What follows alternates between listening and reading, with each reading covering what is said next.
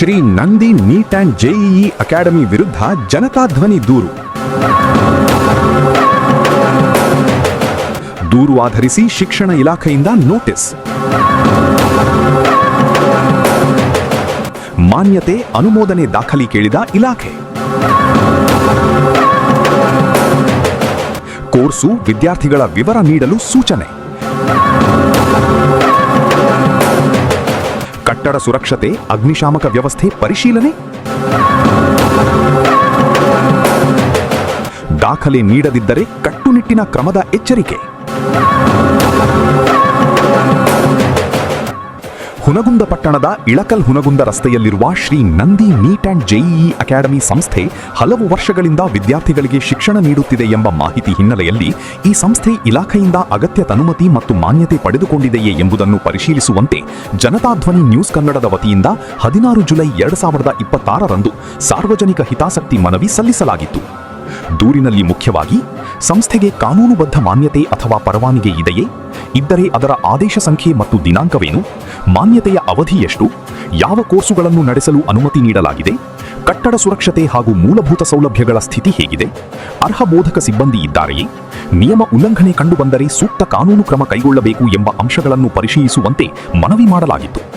ದೂರು ಸಲ್ಲಿಕೆಯ ನಂತರ ಬಾಗಲಕೋಟೆಯ ಶಾಲಾ ಶಿಕ್ಷಣ ಇಲಾಖೆ ಪದವಿ ಪೂರ್ವ ಉಪನಿರ್ದೇಶಕರು ಸ್ಥಳ ಪರಿಶೀಲನೆಗೆ ಬಂದು ಕಾಲೇಜ್ ಮುಂದಿರುವ ನಾಮಫಲಕಗಳನ್ನು ತೆರವುಗೊಳಿಸಿ ನಂತರ ಕಚೇರಿ ನೋಟಿಸ್ ಹೊರಡಿಸಿದ್ದಾರೆ.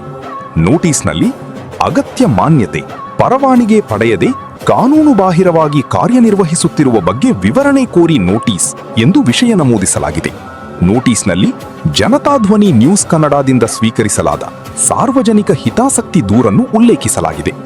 ಇದೀಗ ಇಲಾಖೆಯು ಸಂಸ್ಥೆಯಿಂದ ಕೆಲವು ಪ್ರಮುಖ ದಾಖಲೆಗಳು ಮತ್ತು ವಿವರಣೆಗಳನ್ನು ಕೇಳಿದೆ. ಮೊದಲನೆಯದಾಗಿ, ಪದವಿ ಪೂರ್ವ ಶಿಕ್ಷಣ ಇಲಾಖೆ ಅಥವಾ ಸಂಬಂಧಿತ ಪ್ರಾಧಿಕಾರದಿಂದ ಪಡೆದಿರುವ ಮಾನ್ಯತೆ ಅಥವಾ ಅನುಮೋದನೆ ಆದೇಶದ ದೃಢೀಕೃತ ಪ್ರತಿಗಳನ್ನು ಸಲ್ಲಿಸಬೇಕು. ಅದರಲ್ಲೂ ಆದೇಶ ಸಂಖ್ಯೆ, ದಿನಾಂಕ ಹಾಗೂ ಮಾನ್ಯತೆಯ ಅವಧಿ ಸ್ಪಷ್ಟವಾಗಿರಬೇಕು.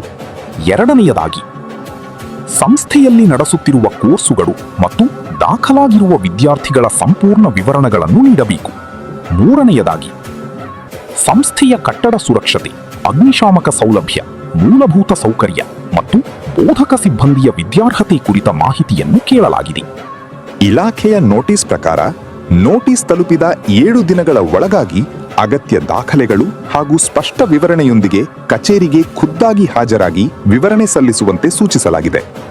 ಇಲ್ಲಿ ಗಮನಿಸಬೇಕಾದ ಪ್ರಮುಖ ಅಂಶವೆಂದರೆ, ದೂರು ಆಧರಿಸಿ ಇಲಾಖೆ ತನಿಖಾತ್ಮಕ ಪ್ರಕ್ರಿಯೆಯನ್ನು ಆರಂಭಿಸಿದೆ ಎಂಬುದು ನೋಟಿಸ್ನಿಂದ ಸ್ಪಷ್ಟವಾಗುತ್ತದೆ.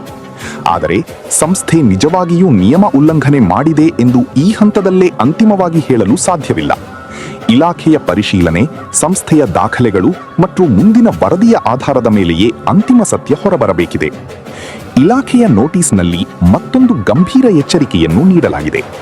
ನಿಗದಿತ ಅವಧಿಯಲ್ಲಿ ಸೂಕ್ತ ದಾಖಲೆಗಳೊಂದಿಗೆ ವಿವರಣೆ ಸಲ್ಲಿಸದಿದ್ದಲ್ಲಿ ಅಥವಾ ಸಂಸ್ಥೆಯು ಅನಧಿಕೃತವಾಗಿ ಕಾರ್ಯನಿರ್ವಹಿಸುತ್ತಿರುವುದು ಕಂಡುಬಂದಲ್ಲಿ ಕರ್ನಾಟಕ ಶಿಕ್ಷಣ ಕಾಯ್ದೆ 1983ರ ನಿಯಮಾವಳಿಗಳಂತೆ ಕಟ್ಟುನಿಟ್ಟಿನ ಕ್ರಮ ಕೈಗೊಳ್ಳಲಾಗುವುದು ಹಾಗೂ ಸಂಸ್ಥೆಯನ್ನು ಮುಚ್ಚಿಸಲು ಕ್ರಮ ಕೈಗೊಳ್ಳಲಾಗುವುದು ಎಂದು ಎಚ್ಚರಿಸಲಾಗಿದೆ. ಈ ಪ್ರಕರಣದಲ್ಲಿ ಇದೀಗ ಎಲ್ಲರ ಗಮನ ಇಲಾಖೆಯ ಮುಂದಿನ ಪರಿಶೀಲನೆ ಮತ್ತು ಸಂಸ್ಥೆ ಸಲ್ಲಿಸುವ ದಾಖಲೆಗಳತ್ತ ನೆಟ್ಟಿದೆ. ದೂರು ಸಲ್ಲಿಸಿದ ಬಳಿಕ ಇಲಾಖೆ ನೋಟಿಸ್ ನೀಡಿರುವುದು ಮಹತ್ವದ ಬೆಳವಣಿಗೆಯಾಗಿದೆ. ಆದರೆ ತನಿಖೆ ಪೂರ್ಣಗೊಂಡು ಅಧಿಕೃತ ವರದಿ ಹೊರಬರುವವರೆಗೆ ಯಾವುದೇ ವ್ಯಕ್ತಿ ಅಥವಾ ಸಂಸ್ಥೆಯ ವಿರುದ್ಧ ಅಂತಿಮ ತೀರ್ಪು ನೀಡುವುದು ಸರಿಯಲ್ಲ. ದಾಖಲೆಗಳು ಏನು ಹೇಳ್ತವೆ? ಇಲಾಖೆಯ ಪರಿಶೀಲನಾ ವರದಿ ಏನು ಹೇಳ್ತದೆ? Shri Nandi NEET and JEE ಅಕಾಡೆಮಿಗೆ ಕಾನೂನುಬದ್ಧ ಮಾನ್ಯತೆ ಇದೆಯೇ? ಇಲಾಖೆ ನೀಡಿದ ಗಡುವು ಮುಗಿಯುತ್ತಿದೆ. ಇಲಾಖೆಗೆ ದಾಖಲಾತಿ ಮತ್ತು ಮಾಹಿತಿ ನೀಡಿರುವ ಬಗ್ಗೆ ಅಧಿಕೃತ ಮಾಹಿತಿ ಬಂದಿಲ್ಲ. ಬಾಗಲಕೋಟೆ ಉಪನಿರ್ದೇಶಕರು ಶ್ರೀ ಪುಂಡಲಿ ಕಾಂಬ್ಳೆರವರ ಮುಂದಿನ ನಡೆ ಏನು? ಇದರ ಮುಂದಿನ ಬೆಳವಣಿಗೆಗಳನ್ನು ಜನತಾ ಧ್ವನಿ ನ್ಯೂಸ್ ಕನ್ನಡ ನಿಮ್ಮ ಮುಂದೆ ದಾಖಲೆ ಸಮೇತ ತರುವ ಪ್ರಯತ್ನ ಮಾಡಲಿದೆ. ಇದು ಜನತಾ ಧ್ವನಿ ನ್ಯೂಸ್ ಕನ್ನಡ. ನಿಮ್ಮ ಹಕ್ಕು, ನಿಮ್ಮ ಮಾಹಿತಿ, ನಿಮ್ಮ ಧ್ವನಿ.